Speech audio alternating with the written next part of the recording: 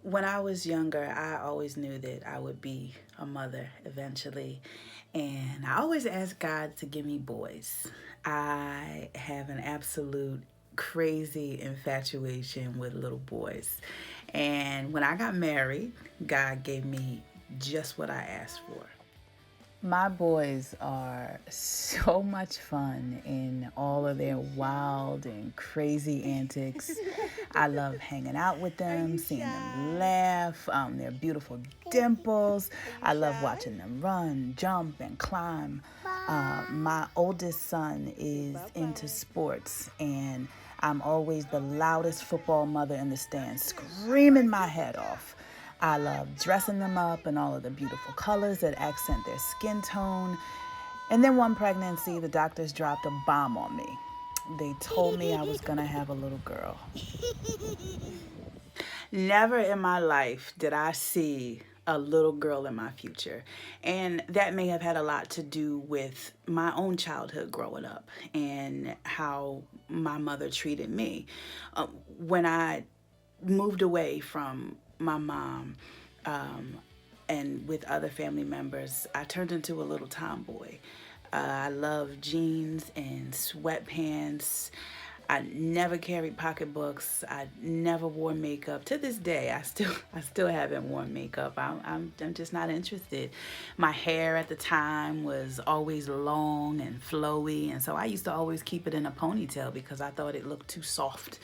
And back in the day, there was nothing soft or warm about Rolanda Carter, honey. I was ruthless and hard and jaded. I never got my nails done. I never got pedicures. I just wasn't into being a little girly girl. And so I thought, what am I going to teach her? But it seemed like God wasn't concerned with my fears because 9 months later, I ended up with a little girl. You know, it was one of those ready or not, here she is. Couldn't send the baby back. It is time to be a mother to a little girl. And for the first couple of weeks, I couldn't connect with Ava the way I did with my boys. Probably because I was so afraid of her. I was afraid to fail. And so I wanted to make sure I did everything right. And trying to be perfect put me in a really depressed state.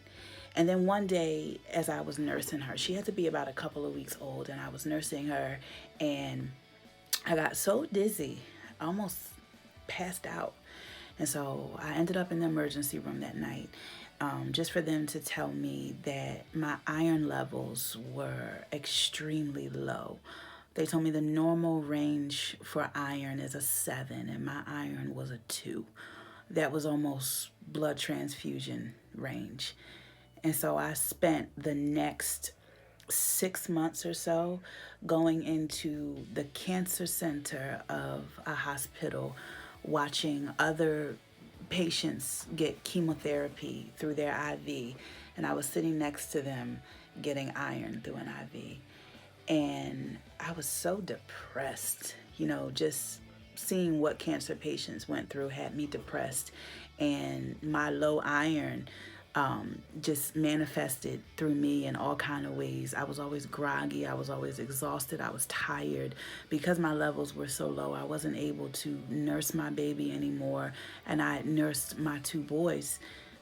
Well, at the time I only had Junior, but I nursed Junior until he was 1, and so I felt very disconnected. It wasn't until Ava was 7, almost 8 months old, that my iron levels began to stabilize and I could function. I could think straight. I didn't have as many headaches. I wasn't tired anymore. I was back to my old self. And it was like a light switch had gone off. And when I looked at my daughter, she was no longer a generic baby because she was almost 8 months old. So by this time, she had grown into her own little personality right before my eyes.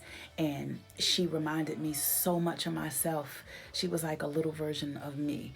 And it was like looking through a window into my past. It was like there she was, just as genetically related to her father and her brother, but 100% mine. She was living, breathing, giggling, moody. She was proof of my own immortality. And oh my God, I fell in love with her. Ready? Yeah. Where is DJ? Where is DJ, mommy, don't say so. Where is TJ? Where is TJ? At the bus. At the bus. How are you? And as she got older, she embraced her role as the little princess of the family with greedy zeal, and she ruled with an iron fist and a killer smile. I love you, Ava. I love you too. Teacher say, take your best friend, Ava. DJ, come back here.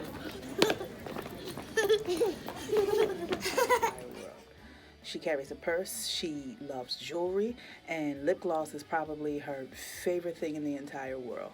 She is so much fun and brings such a joy and rarity and adventure into my life. Listen, Ava, what you want for Christmas?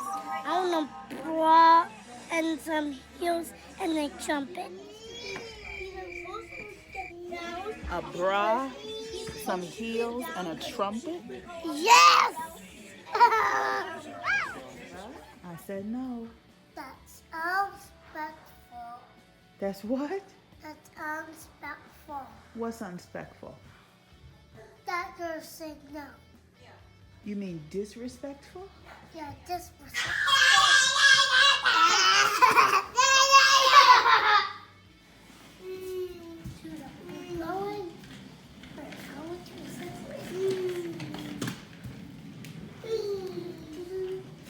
Today we are at CHOP at Ava's dermatology appointment. Baby girl, why are we here? What do you have? Itchy, itchy. Itchy itchies. Do you know what it's called? Yeah. What's it called? Eczema. Eczema, yes. And eczema makes us itchy and uncomfortable, right? Yeah. So we have to see the doctor? Yeah. Okay. Her daddy is her king.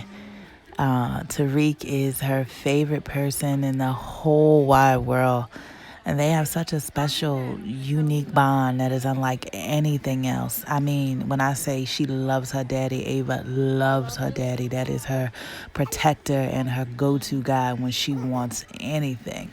And should he ever say no, she knows how to bat her eyes and get into his arms and kiss him up and hug on him until he melts and changes his mind. I don't know where she learned that. Every day with Ava is an ordeal. She is very headstrong and ridiculously strong-willed.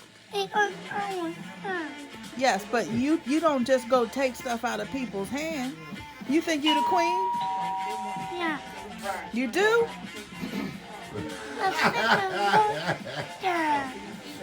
Listen, look at mommy. Look at mommy. This is life. And not everybody's going to listen to you. Believe me, I've tried. It doesn't work.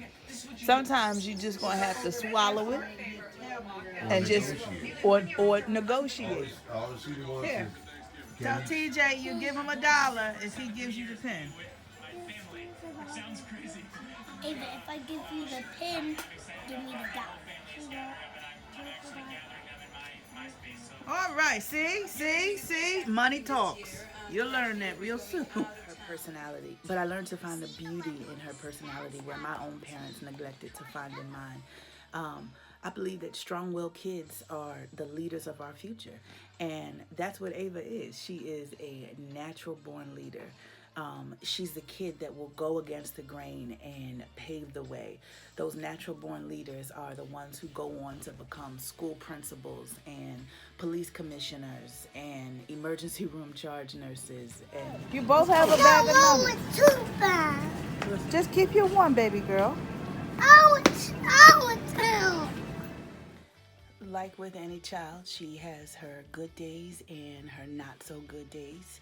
On her not so good days, she can be very defiant. Really? Ed, are you serious? Yeah. Nobody was gonna touch the book bag. You didn't have to take it in the. And on her good days, she can be so sweet and so loving. Finally today, what the world needs now is more hugs like this. This little girl is jumping up and down for good reason. She can't wait to see her big brother emerge from the school bus. She runs into his arms and gets a giant bear hug in return. Then he carries her all the way to the sidewalk. Every day at 4:04 p.m., 3-year-old Ava faithfully waits for her older brother to get off the school bus. And without missing a beat, she always runs to greet him. Then they walk home holding each other close. Their mother, Verlonda Jackson, says they weren't always so adoring with each other. They would argue over the iPad or argue over who got more chicken nuggets on their plate. Everything changed when Tariq went to kindergarten because that became the longest time that they were separated throughout the day. Tariq, who's your best friend? Ava. Ava's your best friend? Ava, who's your best friend? Mommy. Oh, mommy! But there's always room for a bear hug from Big Brother. Over time, I have learned to weather the storm rather than attempt to control it. And I'm not the only mother with a child who can be defiant. I think every mother with a daughter has been down that road at some point or another. I get asked all the time, how do you do it? How do you have so much patience? And it took a lot of experience. It took a lot of failed attempts. It took a lot of frustration and, just, it took a lot. Why are you sad? Because I don't like you saying that word to me. Saying what word to you? Yeah, you're disappointed in me. Because Well- I don't like you saying that word. Well, I'm disappointed because I told you that you couldn't have any fruit snacks and you went behind my back and you got them anyway. That makes mommy disappointed. Why? I think you're my best friend. I'm your best friend, but you're still being disobedient. And that's not respectful.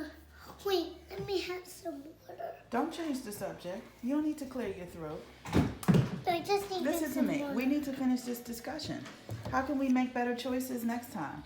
When mommy tells you no, what does that mean? I don't think so. Ava? Ava? Ava? Well, maybe we need to cancel our day and just go back to bed and start over. Okay. Okay, come on, let's go back to bed. But the TV's on. I can gladly turn the TV off.